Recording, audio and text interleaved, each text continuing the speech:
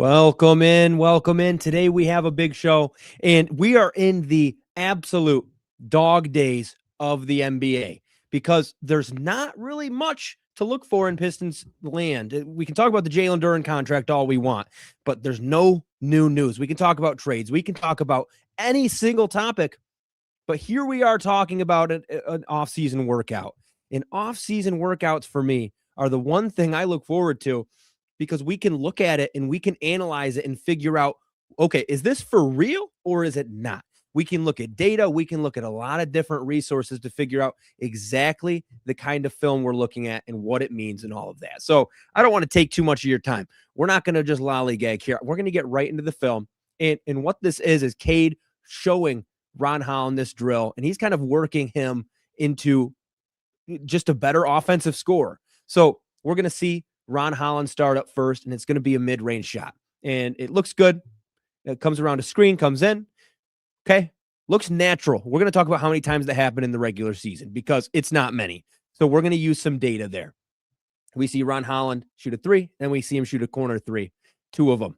And honestly, if you watch the workout, and there's 6 people in here funneling in. So what we're doing is we're breaking down the film of the workout, and then we're going to see some data to see if we can actually utilize this as a solid piece of evidence. Okay, from Onyx Black Flower, one of my favorite people coming into these streams recently. I'm very excited to see Holland's progress and development. Yeah, and if we can see his game develop in the way of what we're seeing in this clip, I think there's a room to say that he could potentially be one of the better scorers on this Pistons team, even without a three ball. But I'm like, that's what we're looking at here. Going up to the mid-range, it still looks a little bit clunky, but the thing about his jump shot, and I don't know how to explain it, but high release, very high release. He's all the way up there, and I can keep doing that all day. I can keep going up. But honestly, Cade, he just looks calm and cool, collected. It looks like he's done this a million times, which, I mean, I wouldn't doubt. 2 million, 3 million. Okay.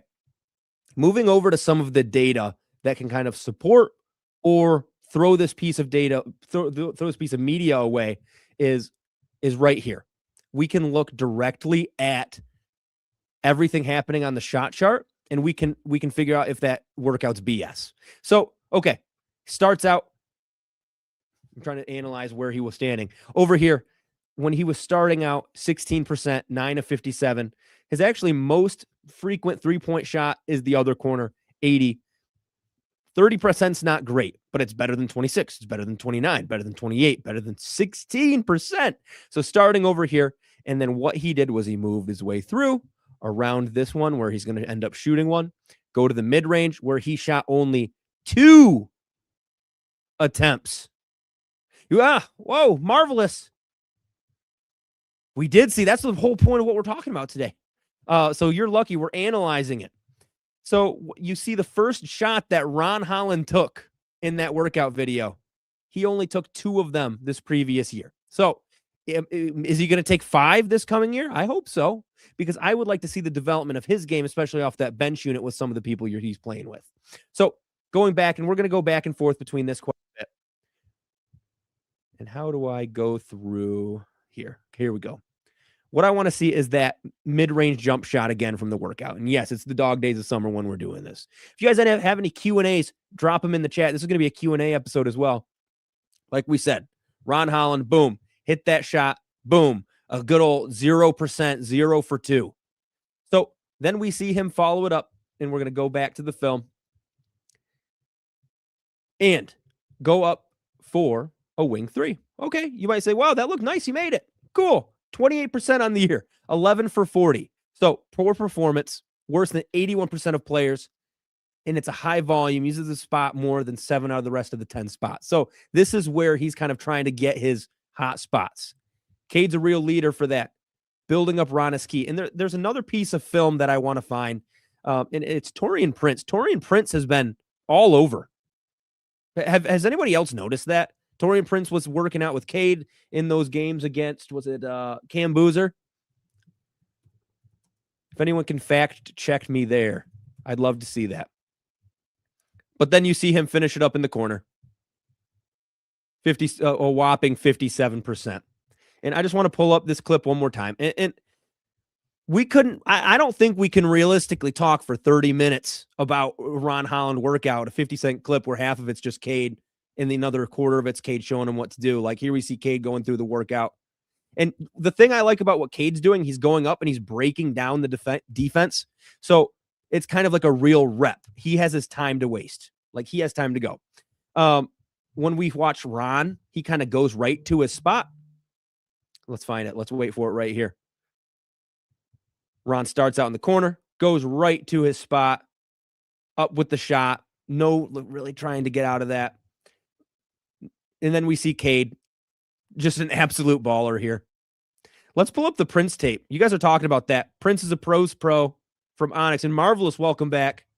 Prince is tapped in. So if you guys just give me 2 seconds, I'm going to ramble while I talk. We're going to use Twitter to do this. So we're going to pull up Pistons talk. Let's see. Is it sharing yet? No, it's not. Here it is. Okay. So, Cade Cunningham, Ausar Thompson, Taurean Prince getting some pickup runs down in Miami. And we've talked a little bit about what pickup runs can do in the past. But, I mean, at the end of the day, it's for getting chemistry built. And Taurean Prince, a lot of people were saying he's on the chopping block. He's not going to be on this team long term. I don't think that's the case. Like, by long term, I don't mean 4 or 5 years. He's an old man who broke his neck last year, for sake. But the ability to be here for a full season and kind of provide what we need off the bench, spot starts when needed, I would take that. If you're in here, we try to get Pistons content out every single day. So make sure you hit that like button, get it to more Pistons fans. Make sure you subscribe. We're going for a 1,000. That's the goal. 1,000's the goal. Okay, he'll be here. Harris on the other end. Yeah, Gary Harris. Not long for Detroit. And this is a situation, looking at this film, where it's just everybody getting ready, getting Taurean Prince some shots. There was a second where he was working out with Dennis Jenkins. I thought it was Ron Holland off the top of my head. That's why I wanted to pull it up too. But just getting some shots up.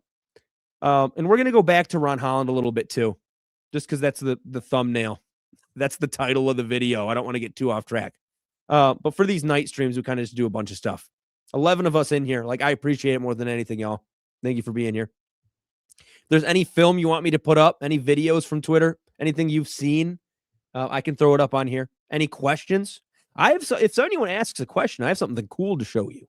So if someone asks a Pistons question, I have something cool. Okay. Back to the Ron tab. We're just going to reiterate again. That workout video we saw, as you can see, 3-point and mid-range is not his strong suit. I want to pull it up one more time, and we're just going to do it this last time because this is a stream. It's always hard navigating the stream dynamic versus the video dynamic. Oh, we have our first question. And I'm late. Okay, well, watch this. Q&A. We have our first question of the night, and I don't know if it paused my audio during that, but you think the corner 3 from Duren is legit? And this is the question I wanted to hear. We're talking about workouts, and we actually are probably going to change the title to just talking about Pistons workouts, what's legit, what's not, because there's been a lot of news. So Jalen Duren has been putting in work as well. 14 of us in here. We've had a while since we have had a big stream, so I appreciate you guys more than anything. Okay. So dunking. At first, when I saw this, I legit thought, oh, I'm not even sharing the screen. That's my bad. When I first saw this clip, the first thing, like 3 things were dunks, and I was really worried that I was just going to see like a reel of dunks. The ball handling. The thing about Jalen Duren is it's an interesting ball handling dynamic because look at how he has his upper body. I don't know. It just feels very rigid. It doesn't feel fluid. And then it feels very predictable with when he's going to move because it's all in the shoulder. Okay. Like I said, so many dunks. But here we get a corner 3, and the first one had some guy's big head in the way. Don't know who that is. I'm sorry if that person ever sees this. I doubt it, though. 13 people, you're probably not one of them. It's fluid. It's a nice looking jump shot, and that's something I can say that's very different from the Andre Drummond workout videos. Oh my gosh, I need to pull up an Andre Drummond workout video. There needs to be an Andre Drummond workout video here. Because the big thing with his shot is he's getting it, like, because with Drummond, it was almost like a push, and he made it work. We see Drummond hitting in the playoffs, and he's actually like not half bad. But with Jalen Duren, you can see a proper like educational form going up. And you're probably like, what is this? What is this white boy talking about with all this? But I'm telling you, I'm like a mid-range master. So the shooting for me, it's like mid-range is great, but you take like 4 steps back and it's like down the drain. Very fluid, looks like it can translate. But the thing is, and I've heard other people talk about this, and it's like hard when I watch other Pistons content and I can't remember exactly who says what, and I can't remember what I regurgitate. Was it Kukil? Was it with him on the Pistons Talk podcast? But the biggest thing that he mentioned and that I want to reiterate here is that, yes, Jalen Duren probably can shoot threes. Same with Isaiah Stewart. I think Isaiah Stewart could have shot more threes. The biggest thing is a Jalen Duren 3 more efficient than any other option that you can have? So if like one thing that was mentioned was if it was like 1 or 2 threes a game, that's like stretching it. But if it's end of shot clock and it's something where it's like, okay, this is what we need here, or there's 5 seconds left, you know you're not going to be able to get more. Can you trust a Jalen Duren 3-point attempt? I would say yes. Isaiah Stewart, same way. But 20 seconds into the shot or left in the shot clock, not into, or 10 seconds into the shot clock, do you want that shot to be Jalen Duren or Isaiah Stewart? I don't think so. But if it can be, like we've seen Brook Lopez do that exact thing.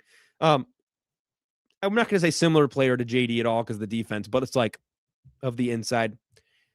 Okay, we have 16 people in here. I need to change the name. Is anyone thrown off by the name of the Ron Holland? That's my like learning YouTube thing. I want to watch through the shooting one more time just for all y'all because it's a little laggy on there. So that's my bad. But the Jalen Duren jump shot, I think, is going to translate.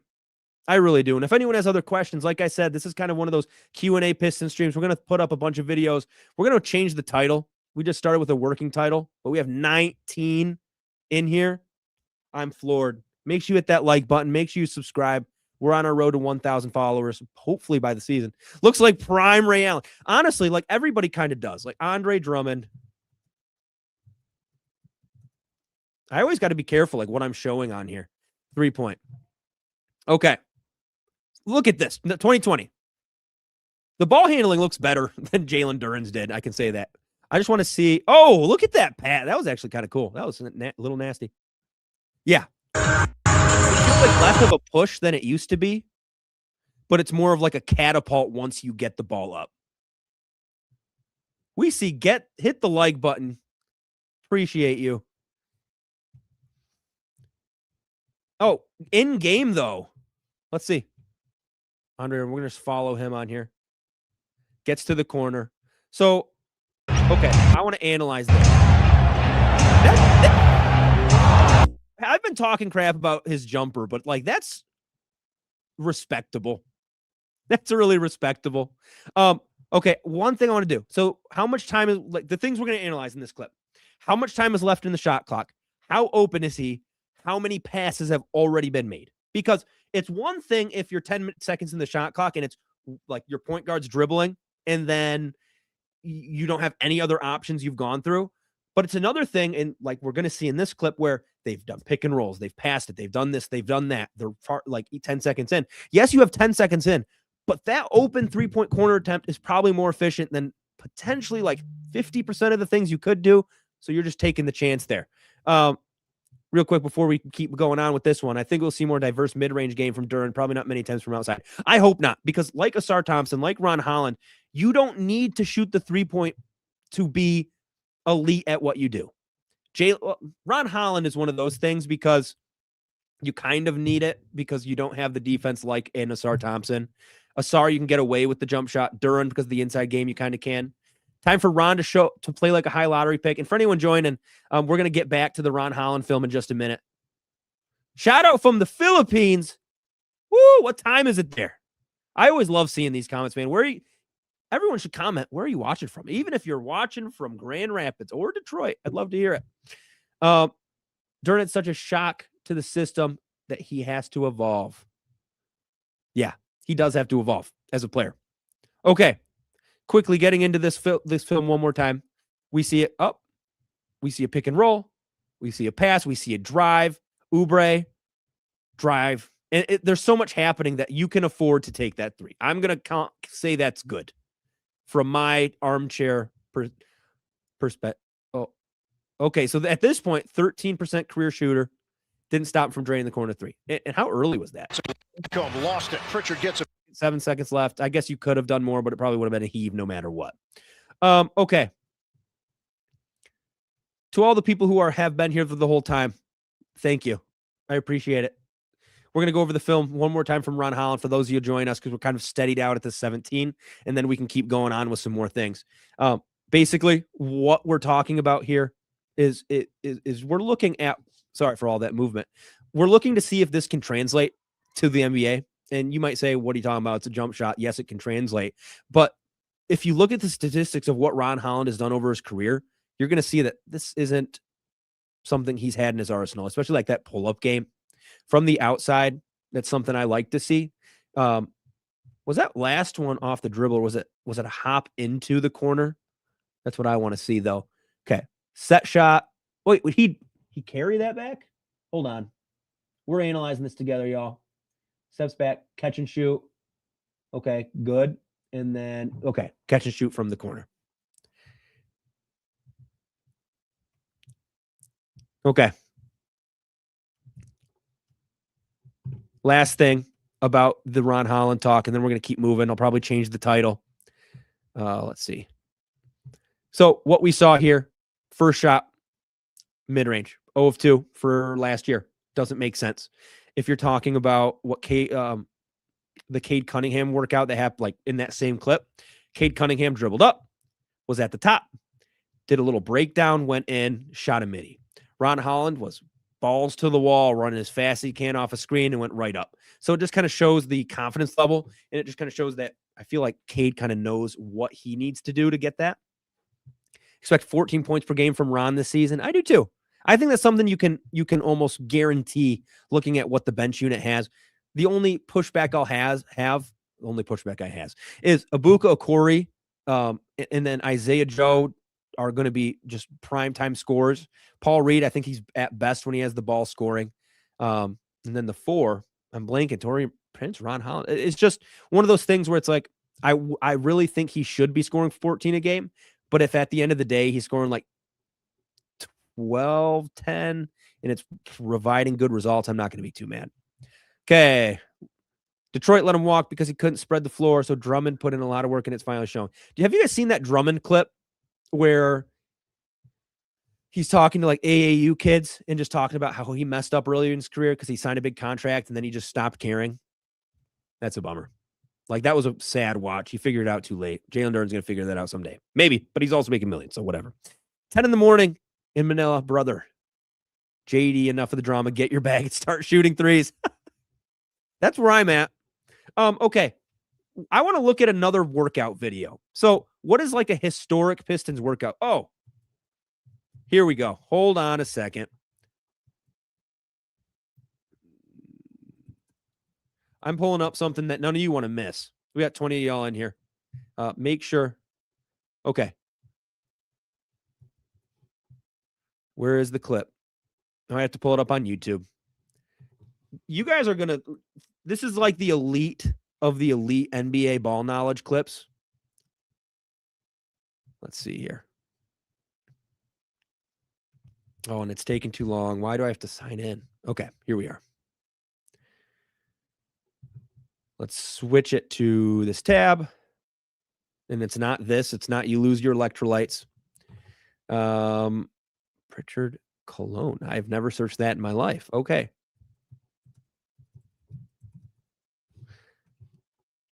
You've all seen the Stan Van Gundy dribbling, right? 20 seconds of just ethical hooping. Just the twitch, the spin, the cross. We had one person leave. Someone doesn't appreciate Stan Van Gundy. Okay. Think Ron realizes this is a make or break season. And be well. I agree. Great back and forth comments. That's fun. Ron, JD, Ausar shooting is bound to improve this year, and that. Yes, correct. We really need Ron to step into a phone booth and come out as a starter level player. One thing I want to talk about is I want to pull up the Pistons roster because there was a comment that made me think of something. Because when you look at, and we talked about this on the 313 Connect show, it's with me, credentialed media member Sean Murphy, and then blog writer for so many different things, Brennan Sims.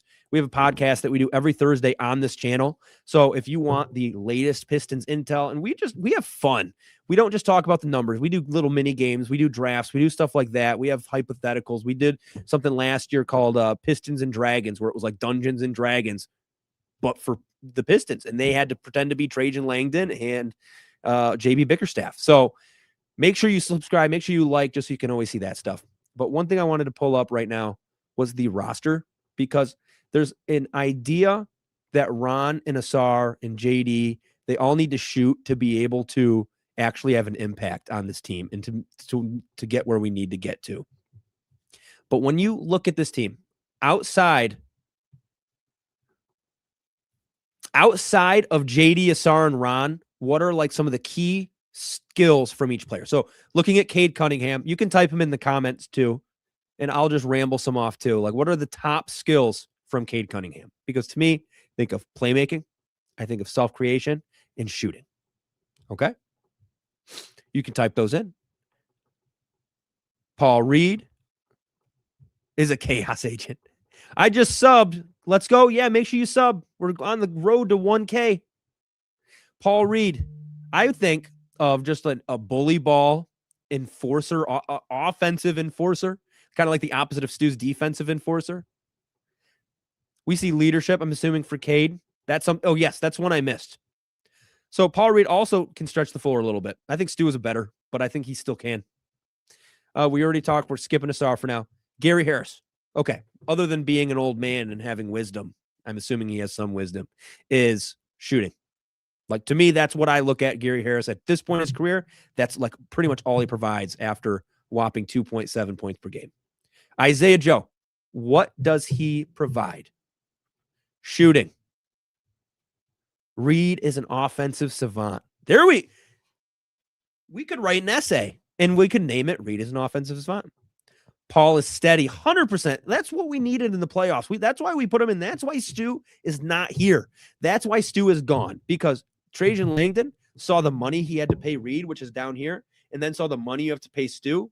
And then when you look at the impact on the court, it's so different the way they play and the way they provide. But the fact that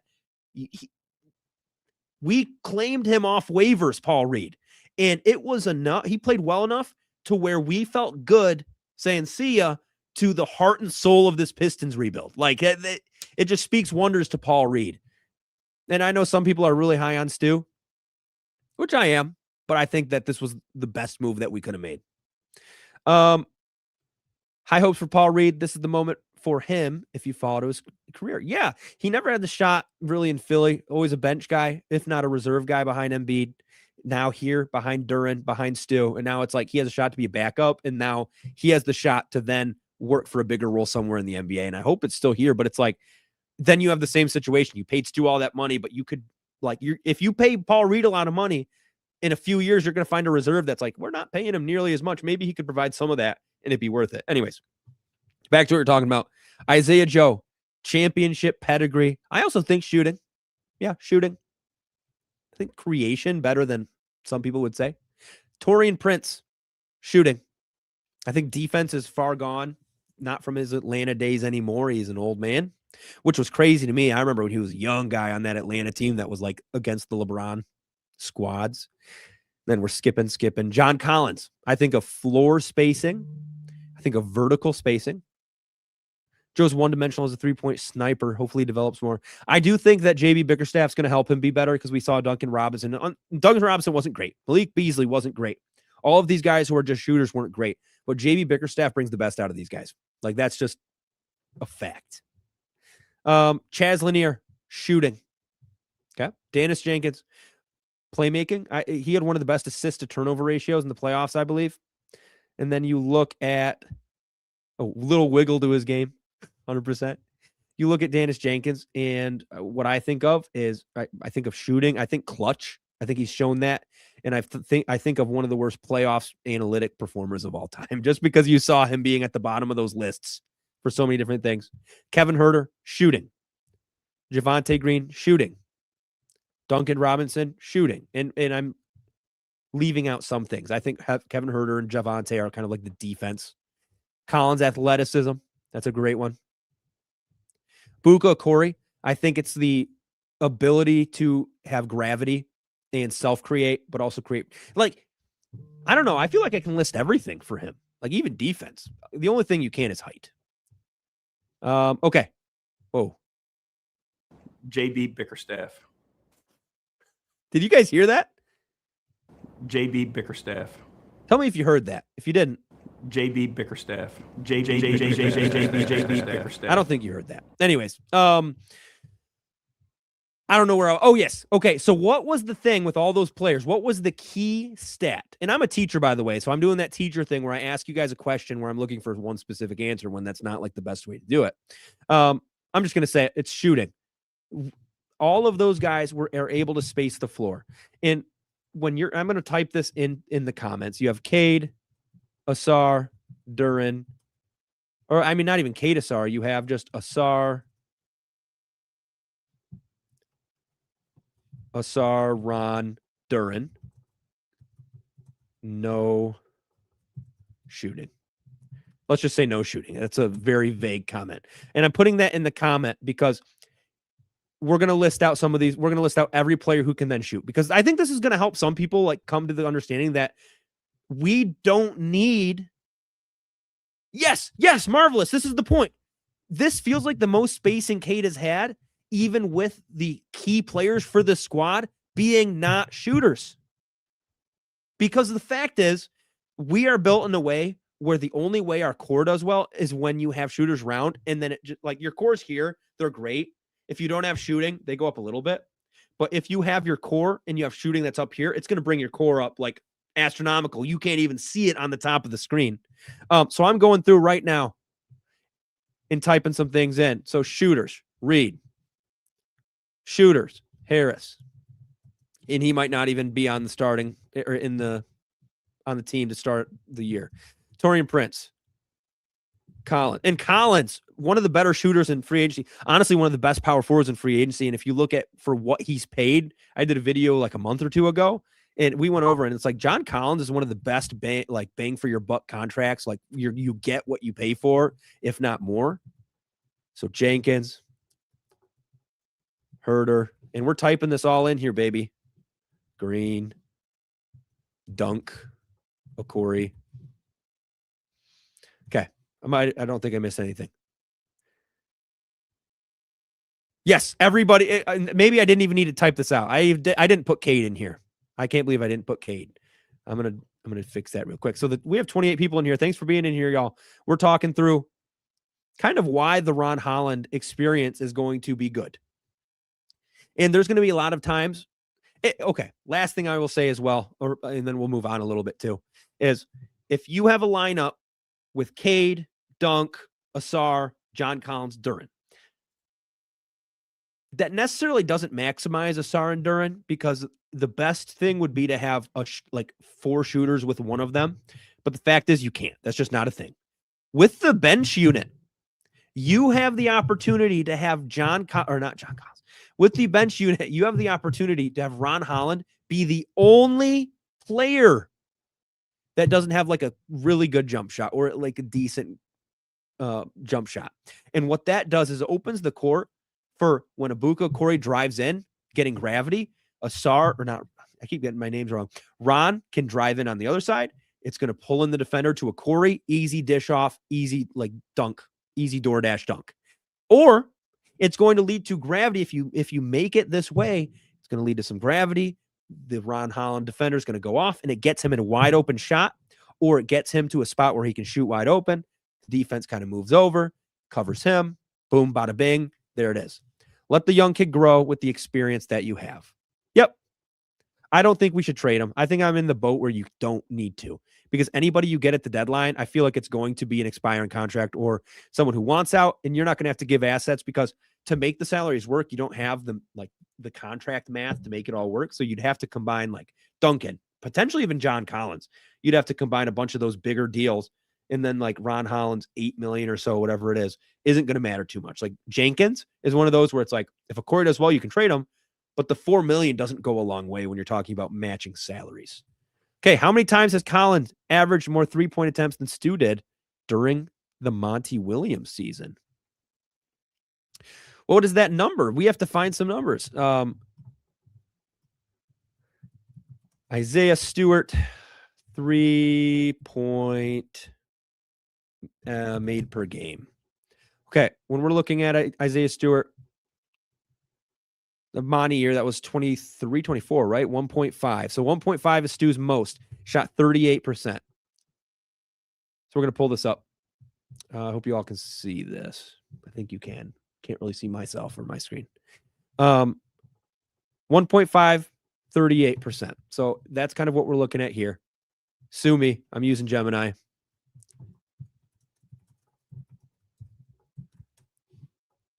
Okay, same for John Collins. Okay.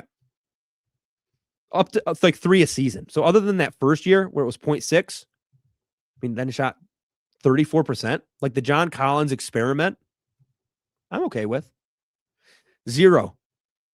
I guess there were, no, these are makes. So like for the most part, John Collins makes the same amount, makes just lower than Stu's most attempts in a season. He'll have a career year on 3-point attempts. I agree. I think he's going to be shooting more than 3, especially when you're next to Ausar and Duren. And think about the closeouts. Like even when Cade drives in, drawing gravity, and then even if Ausar's in there, they're going to have to like freak out, because then it's going to be an easy Ausar dunk. And then you have Duncan. Oh, that lineup's going to be brutal. Like good in a good way. I don't know why I said brutal. It's just going to be really good.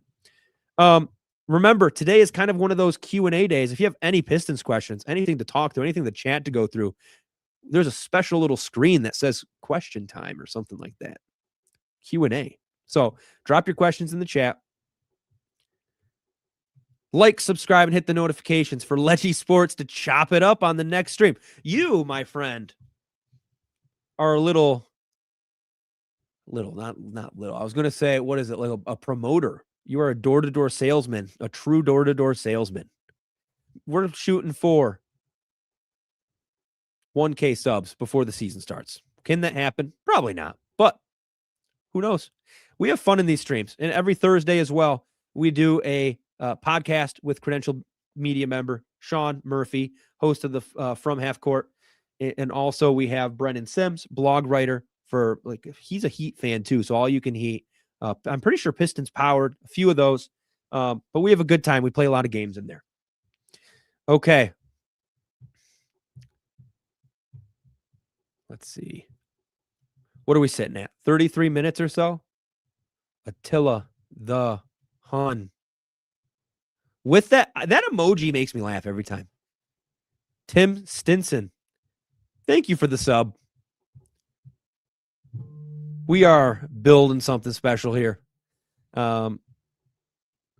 Pick and roll and pop with Collins and Cade will be a tasty option. It depends on the lineup, because I can think of a pick and pop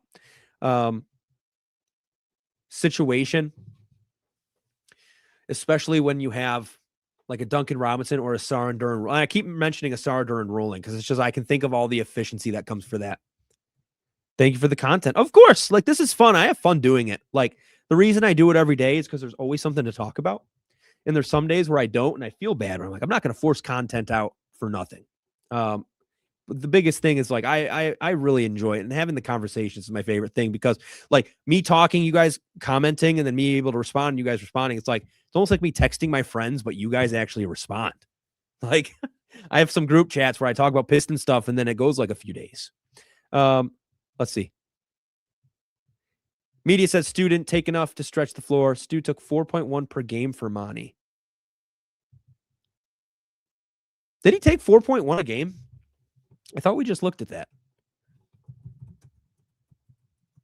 I thought the most was I don't know. I'm going to fact check that. Let's see.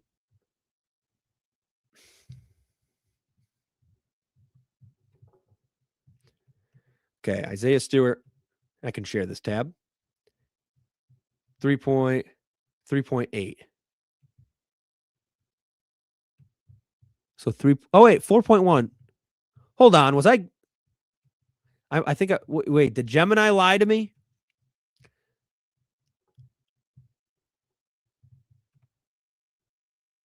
.1 in 22-23, 4.1 in 22-23, 3.8.6, 4.1. John Collins was.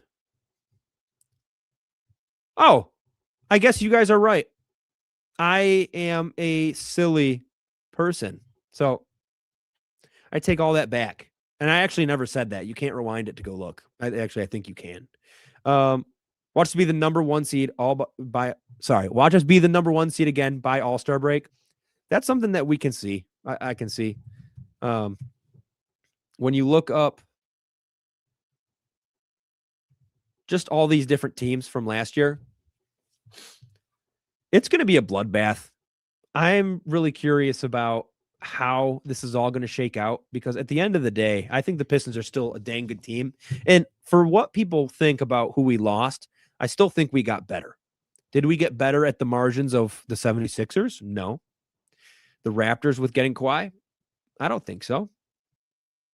The Knicks just being the titles? Maybe. Cavs? I still think we're there. Heat with Giannis?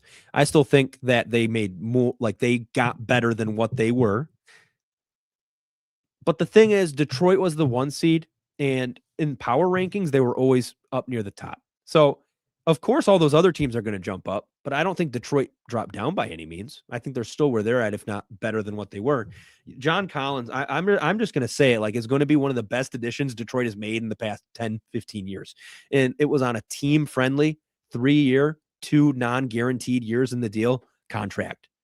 So, with a deal like that, and the Wizards too, yep. With a deal like that for John Collins, I think that he's just going to be not like a star, but he's going to be like a star role player. I agree we got better shooting, more athletic, and still able to play defense 100%. And you have JB Bickerstaff. I get we lose Stu. I get we lose some of that. You still have Javante. You still have so many different pieces that can play defense. And it's like, I don't know. If one player make or breaks your defense, Trajan Langdon has done a miserable job. And he is not worthy of the job. But like, I just don't think that's true, especially when the other teams knew it too, because the trade for Stu with a couple second-round picks, it's like, I don't know. I don't think he was as crazy great as a lot of people were kind of putting out. And that's no hate to Stu. Wizards got better. I agree. I love the Wizards. The Middleton signing's the one that still shocks me every time. Someone said about 60 teams. Will any team win 60 games? The thing is, I feel like the only team that I could see doing that, probably the only team I could see doing that is Detroit. Just because.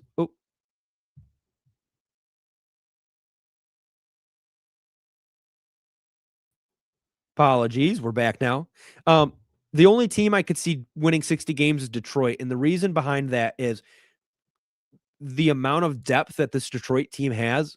And I'm not saying they're better than necessarily these other teams, but the depth. And I think the one thing is when Cade goes down, the Pistons still roll.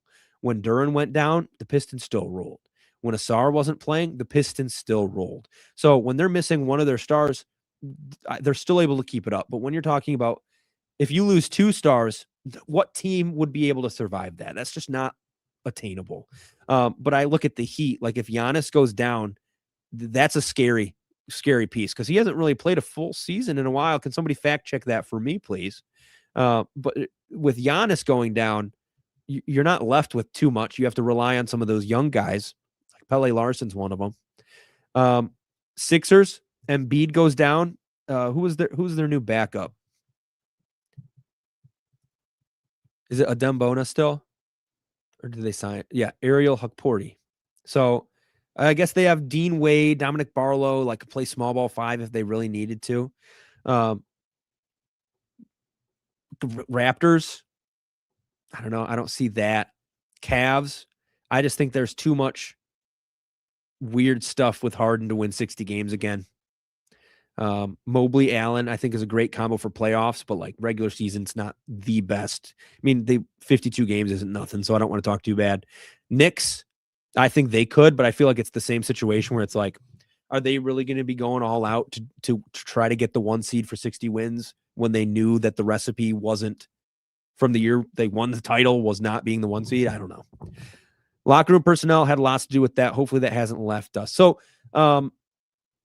with this one, I do think a lot of that continues. And I think you get off of Stu and you get off of Tobias, who are two of the biggest, like you said, culture players that we've had in a while.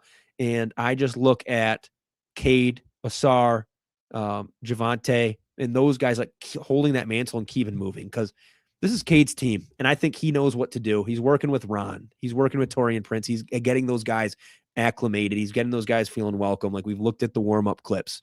It's a situation where no matter who leaves, it's like we're Detroit and we have that system. But looking at these teams again, Detroit, I feel like, is the only one that can handle winning 60 games again. Does that necessarily mean they're my favorite to win out the East? That's tough. It changes every day. Like the optimist in me wants to say, yes, Detroit is going to be able to handle whatever situation comes. But at the end of the day, we also have to remember we saw what happened last year. We still don't have Duren signed. We don't know what leap Ausar is going to make, and he doesn't necessarily need to make a huge one, but can he make a little bit of an offensive leap? Same with Ron. There's the question marks about Cade in the playoffs. Is he going to be gassed because of the offensive load? Like, is Abuga Corey going to be good? Is Jenkins a one-hit wonder fluke? Is Kevin Huerter actually going to be able to play? So there's so many factors that go into the playoffs, but when it comes to the regular season, I'm really, really confident. How severe was the Taurean Prince neck injury? So he was out for quite a while, and I actually broke my back like 2 years ago, 3 years ago, and it took me a long time to like get back to things. But the thing is, I never felt the same. Like I still feel it, especially when it's cold out and I have to shovel snow. But with Taurean Prince, like he went back and played basketball and at a high level. Neck injury. I'm going to pull this up. I feel like a herniated disc in his neck, and he's returned to action that season. Only how many seasons? 4 months. So neck injury, 4-month miss. And then he came back, played 18 minutes after missing that much time. And if you look at the stats of his last games after coming back, if you talk about the Taurean Prince statistics after he came back from the neck injury, it's actually pretty like staggering. Averaged 13 points, 4 rebounds, 3 assists, shooting 44 from the arc. Against Philly, let's go back here. The Suns, he had 0 points in 18 minutes. Okay, that's not great. April 5th against the Clippers. So then he missed a little bit more time. 18 points, 2 steals, a block, 6 rebounds, 8 assists. So 18, 6, and 8. April 8th, 3 days later, 15 points. April 10th, 16 points. April 12th, 14 points. So I look at what Taurean Prince did. He's just a dog. He wants to play the game. And this was for a Bucks team where he could have never played again. But that was kind of like an audition as well, because not only did he have to show teams that he could play basketball, but he had to show teams that it's like it's not going to affect him long term because he's willing to play at the end of the year. It's like people who are worried about their injury aren't going to do things like that. Like that's disruptive. It's not safe. We got 24 of y'all in here. Make sure if you're in here, you hit the like button. Make sure you hit the subscribe button. We're up to 645. We have 2 more followers since we started today. We're trying to hit our goal before the season of 1K subs. We post every day, just about every day, trying to get you the best Pistons information we can. Today was kind of one of those videos where we talked a lot about workouts, and it kind of branched from talking about Ron Holland off the rip to a bunch of different topics here. The biggest thing to me is I appreciate these. We're 45 minutes in, 24 y'all in here, and you guys are taking time out of your day and just to talk hoops, and that's my favorite thing. And we go live every night, so make sure you hit your notifications. We go live pretty much anytime between 8:30 and 10. So if you are just getting into the stream, make sure you go back, because we're about to end, but make sure you go back and you watch what we talked about before. I'm going to go through and put in the check marks or checkpoints, whatever it's called, whatever it is, so you can look through and click through at different topics once it updates. So I hope you all have a really good night. Like I said, this means more to me than so many other things in the world. So, what is this? Last year's highlights. We'll do that. We'll plan on that tomorrow. Ausar's mixtape. Yeah, we'll do that tomorrow. Hold me to it. Well, tomorrow, if you are in here right now, we're going to be reacting to Ausar last year offensive and defensive highlights and talking about what we want to see differently. We're going to go over some of the analytics, shot charts, all the things that we go over quite a bit to show the bigger picture. Because with Ausar, like we've always talked about, he doesn't need to have second scoring option potential. It'd be great, but the defense is what matters the most. So tomorrow it will be all Ausar, other than the Q&A stuff. I hope you all have a great night. Like I said, means a lot. Peace out.